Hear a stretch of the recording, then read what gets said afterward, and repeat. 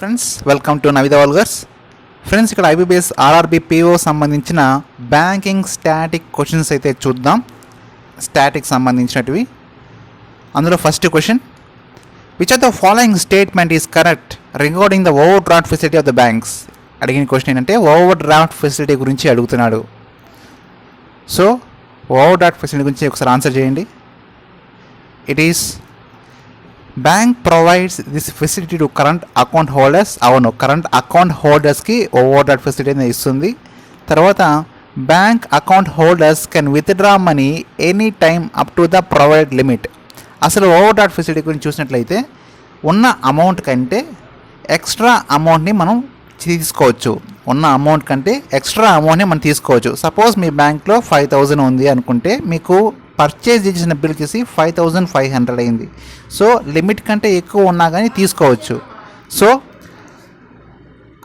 Current account హోల్డర్స్కి ఉంది. తర్వాత account holder can withdraw money any time to the provided limit కంటే తీసుకోవచ్చు. Next, account holder needs to pay interest only borrowed amount for the period of the took loan. సరిగ్గా చూడండి, pay interest only borrowed amount on the period which took loan. So తీసుకున్న అమౌంట్కి మాత్రమే interest pay చేయాల్సి ఉంటుంది.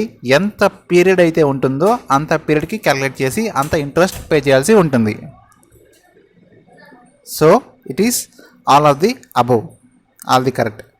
Next question, which of the following question is incorrect about the current account holder. Current account హోల్డర్స్కి ఏమైతే statements ఇక్కడ ఇచ్చారో దాంట్లో incorrect statement ఏంటి అని చెప్పండి అని అడుగుతున్నాడు. So banks offered no rate of interest on money on the current account holder. అవును, కరెంట్ అకౌంట్ హోల్డర్కి ఎటువంటి ఇంట్రెస్ట్ అనేది పేయబుల్ లేదు. Next, there is no limit on the deposit or withdrawal in the current account. Current అకౌంట్కి withdrawal limit అనేది deposit అనేది లేదు, limit అనేది లేదు. ఇది కూడా correct. Next option, a special type of passbook is issued by current account holders. Current account వాళ్ళకి special type of passbooks issue చేస్తారంట. So this is the wrong one. ఇక్కడ అడిగిన క్వశ్చన్ ఏంటంటే ఇన్కరెక్ట్ అడుగుతున్నాడు కాబట్టి this is the incorrect. Next, D చూసినట్లయితే current account holders are open business transactions. అవును, వాళ్ళు బిజినెస్ ట్రాన్సాక్షన్కే ఉంటుంది. సో ఇక్కడ ఇన్కరెక్ట్ స్టేట్మెంట్ ఏంటంటే C. Next question, if a cheque bears the date later than the date on which it is drawn, then this type of check is known as. ఆ time cheque దాన్ని ఏమంటారు అడుగుతున్నాడు. If a cheque bears the date later than the date అని అన్నాడు. అంటే ఇచ్చిన date కంటే later date గురించి అయితే ఆ టైప్ ఆఫ్ చెక్ని ఏమంటారు అని అడుగుతున్నాడు. ఇట్స్ పోస్ట్ డేటెడ్ చెక్ అనమాట. ఒకవేళ యాంటీ డేటెడ్ చెక్ అంటే చెక్కి ముందుగానే యాంటీ డేట్స్ ప్రజెంట్ చేసి ఉంటుంది. నాట్ నెగోషియబుల్ ఇక్కడ అవసరం లేదు. అవుట్ డేటెడ్ చెక్ అంటే సపోజ్ 16th అనుకుంటే మీరు 18th వెళ్ళారు. సో ఆ టైంకి ఇస్తే ఇది అవుట్ డేటెడ్ చెక్ అనమాట. సో దీన్ని అడిగింది ఏంటంటే post dated cheque. Next question, brown label ATMs are owned and maintained by. Brown label ATMs ఎవరు మెయింటైన్ చేస్తారు, ఎవరు కలిగి ఉంటారని అడుగుతున్నాడు. సో ఇట్స్ మామూలుగా సర్వీస్ ప్రొవైడర్స్ మాత్రమే బ్రౌన్ లేబుల్ ఏటీఎంస్ చేస్తారు. మనకి ఎంత ఏటీఎంస్ ఉన్నాయి.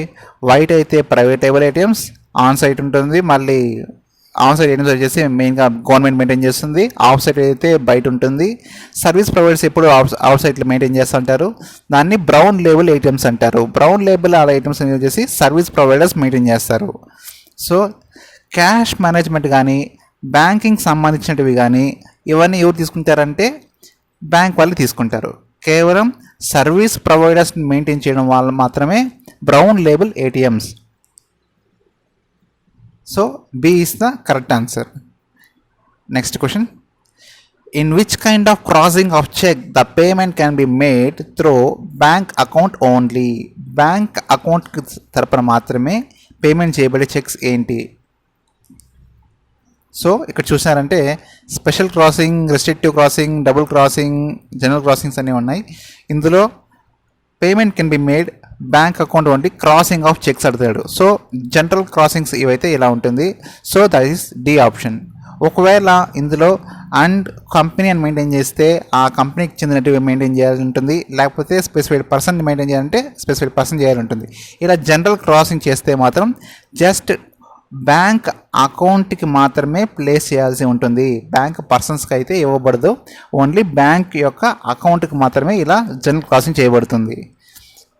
Next question, what is the C stands in the core of the core banking solution? సిబిఎస్లో కోర్ బ్యాంకింగ్ సొల్యూషన్లో సి అడుగుతున్నాడు. సి గురించి ఏంటి? సి అంటే ఏంటి? It's a centralised. సి అంటే సెంట్రలైజ్డ్ అని అర్థం.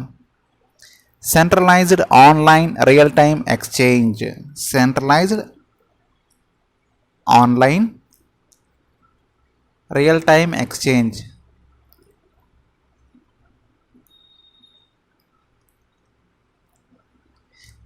కోర్కి ఫుల్ ఫామ్ వచ్చేసి centralised online real time exchange. Okay, next question, Usha Thorat committee is related to. Usha Thorat committee is related దేనికి సంబంధించింది అని చూసినట్లయితే ఇట్స్ స్మాల్ ఫైనాన్స్ బ్యాంక్ సంబంధించింది. స్మాల్ ఫైనాన్స్ బ్యాంక్ సంబంధించింది. సో ఇది ఎప్పుడు ప్రవేశపెట్టారని చూసినట్లయితే ఈమె 2015లో స్మాల్ ఫైనాన్స్ బ్యాంక్స్ని ప్రవేశపెట్టారు. ఎందుకు స్మాల్ ఫైనాన్స్ బ్యాంక్? ఈ రీసెంట్గా ఆర్బీఐ తనలో అన్నింటినీ కలిపేసుకుంది. మానిటరింగ్ మొత్తం స్మాల్ ఫైనాన్స్ బ్యాంక్ కూడా చేస్తుంది, కోఆపరేటివ్ బ్యాంక్ కూడా చేస్తుంది. కాబట్టి న్యూస్లో ఉంది కాబట్టి దీన్ని ఇచ్చాను. సో స్మాల్ ఫైనాన్స్ బ్యాంక్ ఏ కమిటీ తీసుకొచ్చిందంటే ఉషా థొరాట్ కమిటీ. ఎప్పుడు ప్రవేశపెట్టారంటే 2015. Next question, what is the minimum paid-up equity capital for small finance bank? Small finance బ్యాంక్కి పేడప్ క్యాపిటల్ ఈక్విటీ ఎంత ఉండాలి, మినిమం ఎంత ఉండాలి అని అడుగుతున్నాడు. ఇట్స్ మినిమం 100 కోట్లు. పేడప్ ఈక్విటీ క్యాపిటల్ అంటే ఇట్స్ ఎవరైతే షేర్ హోల్డర్స్ ఉంటారో వాళ్ళు పే చేసే అమౌంట్, వాళ్ళు కలిగి ఉండే అమౌంట్ ఎంత పెట్టాలి అంటే ఇట్స్ 100 crore. ఐపీఓని ఇనిషియల్ చేసిన తర్వాత పబ్లిక్ నుంచి తీసుకునేది, కానీ షేర్ హోల్డర్స్ ద్వారా తీసుకునేది వచ్చేసి 100 crore. Next, which type of non banking financial company receives deposits under any scheme or any arrangement of government? ఏ ప్రకారంగా అయినా సరే స్కీమ్ ద్వారా కానీ లేకపోతే గవర్నమెంట్ ద్వారా అరేంజ్మెంట్ చేయబడినా కానీ నా ఎన్బిఎఫ్సికి డిపాజిట్స్ ఎలా తీసుకుంటుంది అని చూసినట్లయితే it's RNBC, residuary non banking company. Residuary non banking company ఏమైనా నేమ్ అయితే పెట్టుకోవచ్చు. లంసంప్ లేదా ఇన్స్టాల్మెంట్ పరంగా కాంట్రిబ్యూషన్ కానీ సబ్స్క్రిప్షన్ కానీ యూనిట్స్ పరంగా తీసుకుంటుంది అనమాట. అంటే సర్టిఫికేట్స్ ఇష్యూ చేయడం కానీ ఇన్స్ట్రుమెంట్స్ ఇష్యూ చేయడం ద్వారా తీసుకోవడం. Residuary non banking company. Next, masala bond is terms as coined by organisation institution. So masala బాండ్ని దేన్ని ఏ ఇన్స్టిట్యూషన్ ప్రవేశపెట్టింది?